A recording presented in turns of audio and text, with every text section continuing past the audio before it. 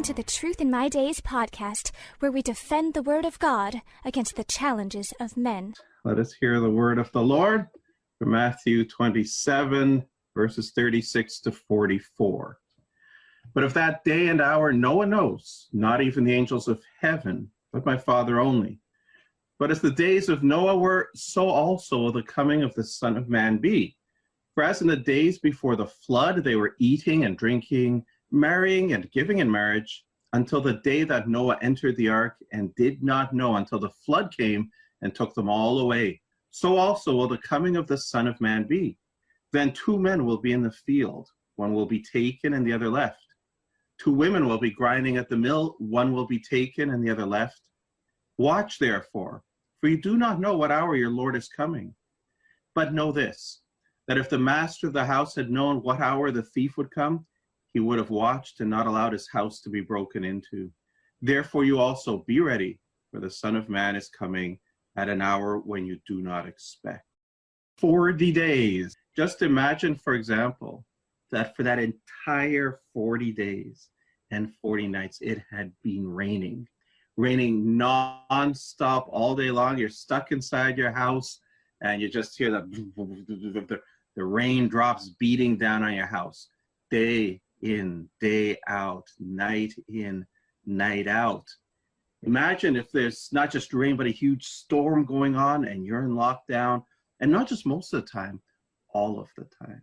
You cannot set foot out of your house even for a moment. And then imagine furthermore that it is not the nice house you're in now, but it is cramped, it is dark. You're in constant motion, the air isn't very good, it smells, you have no internet, you have no smartphones, you have no phones at all. You have no TV, you have no novels to read, you have nothing. Just day in, day out, sitting in that cramped, dark quarters, the rain beating on your roof and being tossed around and doing a lot of hard work, and that's about it.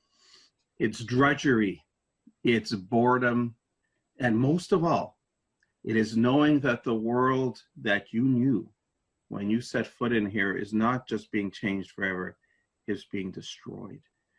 And then finally the rain ends, the storm subsides, but you're still in lockdown for almost a year because there's nowhere to land. There's just water. You are in a water world and you have to wait, and it's almost another full year before you can actually land and finally step out of that dark, cramped quarters, and you step out to a new world. The waters are receded, you get off, you're finally back in the sunlight. You're finally back on firm ground, and you find that everything's changed. You look around, and other than the animals running off the ark with you, there's nothing. There's nobody. And you know that you and your family are the last people on earth. And you have to build a new world. Just imagine that. And then understand, for some people it wasn't imagination. It really happened to Noah and his family. You might have seen cute little children's storybooks of Noah. It looks so quaint and such a cute story. There's Noah standing on the deck, and there's all those friendly animals all smiling. It's such a cute story. You could have like children's play sets of Noah's Ark. We used to have one in our family when we were little. And again, this cute little story going on. But it's not a cute story. It really isn't. It is serious, serious business when God's wrath is poured out on the sin of mankind. We don't like to talk about that. Even in church now, we don't like to talk about that. We do not want to talk about the fact that God is holy and God does not tolerate sin. And God is merciful and he offers you chance after chance after chance. But sooner or later, his wrath will come. And what is he going to think of those of us who didn't warn people about this? It's a very serious business. Now, when I was little, I heard the cutesy story many, many, many times. Something funny happened back when I was 13 years old, and I was watching TV, and a commercial came on. And the commercial was for a movie done by Chic Sun Classics, one of a series they were doing in those days. It was called In Search of Noah's Ark. And the commercial was talking about how The search is on to find the remains of Noah's Ark. Talked about certain flyers who'd gone over the mountains in Ararat and had seen remains of the Ark, explorers who'd gone up there and actually found pieces of wood and brought it down.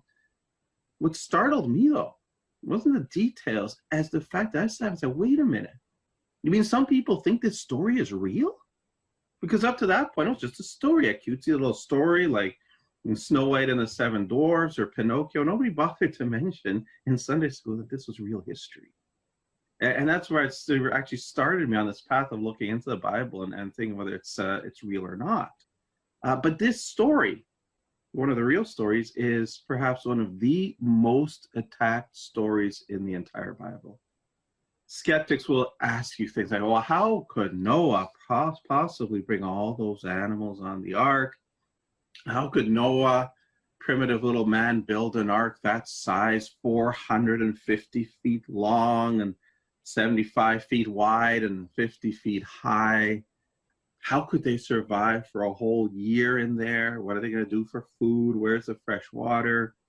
How could the entire globe ever have been covered with water? There's no evidence, no geological evidence that the earth ever was covered in water. It's not possible. There was no worldwide flood. There's no evidence for it. And these are the kind of charges we hear. And there are even a significant number of Christians who will question the story of Noah's Ark and tell us, you know what, the entire world wasn't covered. It was just a local flood. Yeah, a big one, but just a local one. That's all. And these are the kind of challenges you face. Here's one example of how it's put very typically. It's comparison between the Titanic and Noah's Ark. If you look at the comparison, look how much bigger Noah's Ark was. Ark's at 45 or 50 feet high. The Titanic was 110 feet high. It's much longer, 882 feet to 450. It's wider, 92 to 75. Modern ship built of steel, whereas the Ark was built out of gopher wood. And look at what was on the Titanic, 3,547 people and enough food and water for 2 weeks. We're supposed to believe that this much smaller boat built out of gopher wood held 8 people, 17,400 birds, 12,000 reptiles, 9,000 mammals, 5,000 amphibians, 2 million insects, and enough food and water for all of them for a year. No way. Heard that kind of challenge before? You probably have. And it sounds formidable when you first hear it. But when you read the Bible more carefully, you see this isn't really such an issue at all. 2 million insects, 5,000 amphibians. No, the Bible did not have to carry all of those things. This comes from an error of equating modern species with what the ark had to carry, and two, overlooking the fact that many of these creatures didn't have to be on the ark at all. God told Noah to bring on all the land-breathing animals, all that had breath in their nostrils. The insects aren't even there, so you can drop 2 million of them right there. Many of the amphibians and so on. The second thing to understand is the Bible talks about kinds of animals. If you go back to Genesis 1, God made animals according to their own kind. Well, what is a kind? A kind is not a species. We know from now genetic studies that species are animals from a particular group that have certain phenotypical similarities. But each of these species actually represents a loss of genetic data from the original ancestor. We now know that all these dog types, including wolves, fox, and so on, they all descended from one original wolf ancestor. So Noah did not have to bring all of these on the ark. This is what he brought on, was just that original created kind. You have to figure out how many created kinds there were and only of the sort that Noah had to bring, and how big was the ark and could it carry everything? And the answer is this. These calculations were done by an engineer. If you look at the size of the ark, you see that its internal carrying capacity would be over 2 million cubic feet. So it'd be about the equivalent internal volume of 770 standard stock railroad cars. If you ever seen 777 standard stock railroad cars, you know how big that is. Or one time I was stuck at a crossing, a railway crossing. Train is going by. Usually it's just one of these little GO trains with like 12 cars, but this one wasn't. It was a freight train. I was sitting there and watching them go by. And I was watching and watching and waiting and waiting. And I was counting 1, 2, 3. And we sat there. It was a long time. And 120 trains went by. 120. It took a very long time. Huge, huge volume. But this is 777. It's not 120. Now, how many animals would have had to take on the ark, assuming he's taking the land-dwelling, air-breathing, created kinds? Well, Ernst Mayr is a very famous taxonomist and a standard evolutionist. He figured out that there would have been this many, 17,600 different types. Even if you assume that half of them are clean, we need 7 of each of those, and half of them are unclean, we need 2 of each. The total number of animals would have been 79,200 animals. Assume the average size is equal to a sheep, which actually, if you look at the animal kingdom, is actually bigger. On average, they're smaller than that. But if you assume that each is equal in size to a sheep, and your standard 2-deck stock car can carry 240 sheep, so how many stock cars would you need to carry this many animals? 79,200? 330. 330 stock cars. How much space do you have in the ark? The equivalent of 777. So 43% of the ark, that's all that was needed to hold all the animals. See, people make challenge against the Bible, and 9 times out of 10, or maybe 99 times out of 100, they've never thought it through. They've heard a challenge, they've passed on, they have not bothered to do their homework. 43%. 57% of the ark wasn't empty. You needed to hold food, right? They said that. They mentioned food, fresh water, waste disposal. If you're interested, the absolute best study on this issue is written by Dr. John Woodmorap, Noah's Ark of Feasibility. He goes through every single possible angle, up to and including waste disposal and the buildup of methane gases. And so he covers everything. And he calculated 15% of the interior volume would have been needed for food, 9.4% for drinking water. What does that come to? 24.9%. Add that to the 43. You got 67.9%. 1/3, almost 1/3 of the ark was empty when Noah departed. And what was Noah doing before that? How long did it take him to build the ark? About 120 years. Best guess, 120 years for him and his family to build the ark. So yeah, it's a big thing, but you got 120 years, you can do it. And what was he doing? The New Testament tells us Noah was a preacher of righteousness. For 120 years, he was warning people, he was telling them about God, he was warning them about God's wrath to come. Any single person, every single person on the face of the earth could have believed, could have trusted God, could have faith in God, listened to his message, and there was plenty of room on the ark to take them all. And at the end of the day, when the floodwaters came, as Jesus said, only Noah and his family. You know, people say, oh, what's so mean to other people? They had 120 years to come. They didn't. Not God's fault. God does not force anyone to be saved. He offers it. It's up to you to take it. And if you turn your nose up at it, don't blame God. So those challenges against the ark are bogus challenges. There are others. They will tell you something like this. They say there's not enough water to cover the entire surface of the earth. Christian apologists will tell you, and rightly so, that the earth's surface was much flatter in those days. You didn't have those really high mountains. These mountains were actually pushed upwards while the flood was happening, the floodwaters were receding, and so on. We read in the Bible how the fountains of the deep were broken open, so these massive cracks in the earth's crust and so on. But this fellow will say, well, but look at this. Let's assume that the earth was flat at the time. All of the land was flattened. You'll see that above the sea level, and the seas will have an average depth of 3,790 meters, and the land above it on average is 840 meters above sea level. He said if you melt all of the fresh water that's held in the glaciers and the ice caps, if you melt it all, the sea level would rise about 70 meters. So it can't cover everything. You still have another 770 meters to go. Noah's Ark is wrong. Faith couldn't have covered the earth.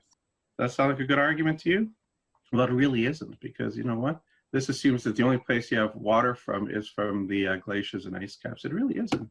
What we've discovered, this is from 2014, so this isn't even an old discovery, is that under the crust of the earth, you have reservoirs of water that hold 3 times as much as the Earth's current oceans on the surface do.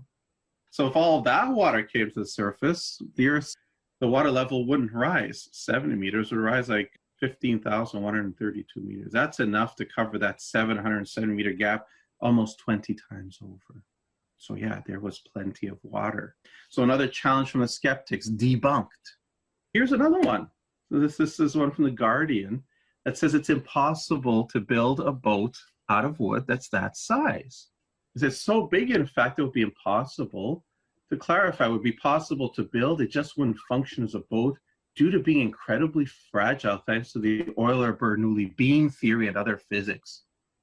That'll be enough for some skeptics. Noah's Ark is impossible. It's physics. How many of those skeptics actually know physics? You can look up the Euler-Bernoulli beam theory, and yes, it relates length to stability. What it doesn't do here, what this didn't do for this writer, is tell you, okay, exactly what size would be too big. It doesn't tell you that. Would the size of Noah's Ark really be too big? You couldn't build that out of a boat? Well, any kind of theory that runs up against facts has to go out. So there's a theory that there's no such thing as a black swan ends as soon as you find a black swan.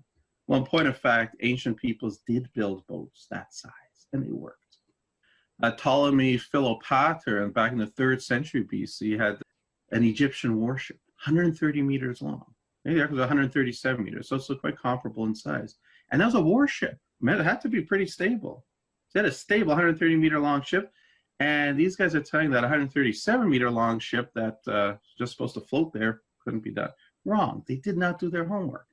Early 15th century, China actually was right in there in world exploration, early part of the Ming Dynasty, and under the command of Admiral Zheng He, they had built a fleet of up to 300 vessels and made huge voyages of exploration around Southeast Asia and India and even to Africa.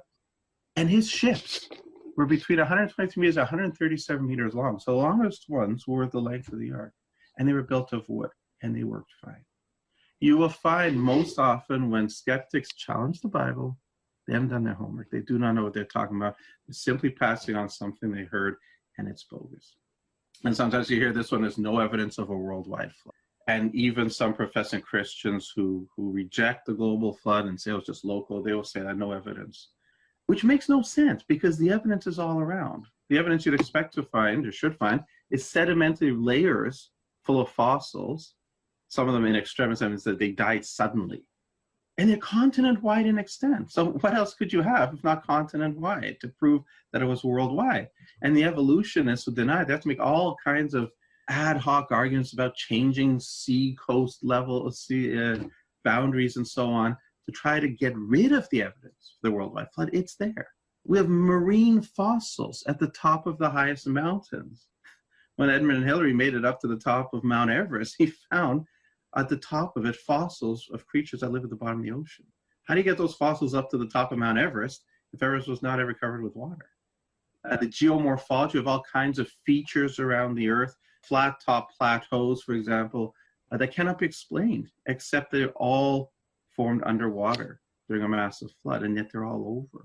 But the argument should have ended. This actually came out earlier this year. Ooh, look at that. Earth may have been a water world without continents 3 billion years ago, study suggests. Okay, we can ignore the dating because that's based on bogus methods. But they found, according to studying the morphology of the Earth, they found that around 3 billion years ago, Earth may have been covered in water, proverbial water world. So the evidence is there in space that, yes, the Earth was once upon a time, the entire thing was covered with water. So all of the arguments against the story of Noah's Ark are bogus. Why are they made? Why is there this strong eagerness to deny Noah's Ark? Well, we read this in 2 Peter chapter 3, verses 3b to 7. Scoffers will come in the last days, walking according to their own lusts and saying, where is the promise of his coming? For since the fathers fell asleep, all things continue as they were from the beginning of creation. This just keep going on and on, same as always. For this they willfully forget that by the word of God the heavens were of old, and the earth standing out of water and in the water, creation, which they deny, they willfully forget, by which the world that then existed perished, being flooded by water. They willfully forget this. They don't want to remember that. They do not want to admit God as creator, and they do not want to face the reality that God can and will execute wrath on you if you mock him and disobey him. But the heavens and the earth, which are now preserved by the same word, are reserved for fire until the day of judgment and the perdition of ungodly men. So this is why they deny. They're choosing not to. They willfully forget this thing. And it's particularly dangerous. Why? Well, Jesus warned us of this in Matthew 24:37-38. But as the days of Noah were, so also will the coming of the Son of Man be. Whereas in the days before the flood, they were eating and drinking, marrying and giving in marriage until the day that Noah entered the ark, and did not know until the flood came and took them all away. So also will the coming of the Son of Man be. That's his warning. Life just goes on, the same old, everything. Nobody's paying attention. Nothing's unusual. Nothing's different, all the way until the judgment falls. Even with this COVID thing, I remember back in December, January, February, some interesting news out of China, but nobody saw this coming. It hit us like a ton of bricks. This is where our society is now, going about their business, eating, drinking, marrying, and giving in marriage. That's where we are now, our society. They're denying the flood and getting help from some Christians doing that. At times, God is not going to judge, not worrying about that, just going about our business, not scared of the wrath of God, which will have a 100% mortality rate. But the judgment is coming, folks. It is coming. Is this COVID one of the end-time pestilence, one of those plagues that you see appearing and reappearing in the book of Revelation, the apocalyptic vision of the end times? I don't think it is, honestly, because it's just not virulent enough to match what's in the book of Revelation, where 1/3 of the world's population dies. We haven't had anything like that since the Black Death. This is not it, unless it's like it's a lot worse. I don't think this is it, but here's what I think it is. I think it's a warning, because God sends warnings. Yeah? Psalm 53, verses 4-5, have the workers of iniquity no knowledge, who eat up my peoples, they eat bread and do not call upon God. There they are in great fear where no fear was. You don't have to go back far, a couple of months, you see no fear, arrogance, mocking God, going about their business, economy's great, everything's wonderful, hunky-dory, nothing to be afraid of. And now, just almost overnight, look at the fear around you. Great fear where no fear was. And it's a warning from God, I think. And if we don't heed this warning, what happens? Isaiah 66:4. So I will choose their delusions and bring their fears on them.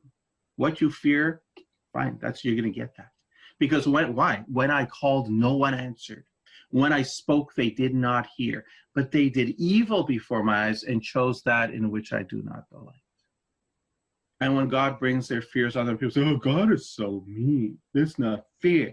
Why is he doing that? What's right there? He is calling and you're not answering. He is speaking. They are refusing to hear him.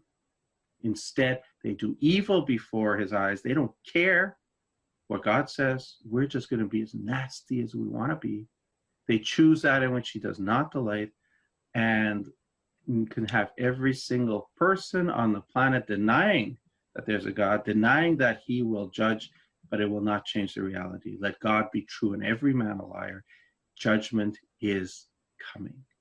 And so here, Noah stepped off the ark with his family. He saw a completely different world. Is this quarantine for us going to end? Is the world going to be different? Maybe. But the important thing is for your world to be different. Think carefully. If you do not know God through Christ, you need to do it. If you believe it, but just the idea in the back of your head, like the earth is round or something like that, doesn't make a difference in your life, it's time for it to start making a difference in your life. Whatever else comes out of this, get to know God, get to follow God through Christ. That should be your new world, because judgment is coming. Folks, I don't know when, but it is coming. So get right with God. If you enjoy our content and think this is important material, the best compliment you can pay is by sharing this with your friends and family. This helps us out a lot. Also, if you enjoyed today's program, please like, comment, share, and subscribe to this podcast. We would love to hear from you. Thank you for listening to the Truth in My Days podcast with John Torse. We would love to hear from you. Please feel free to share any questions or comments you may have. You can reach us on Facebook, Instagram, MeWe, and YouTube.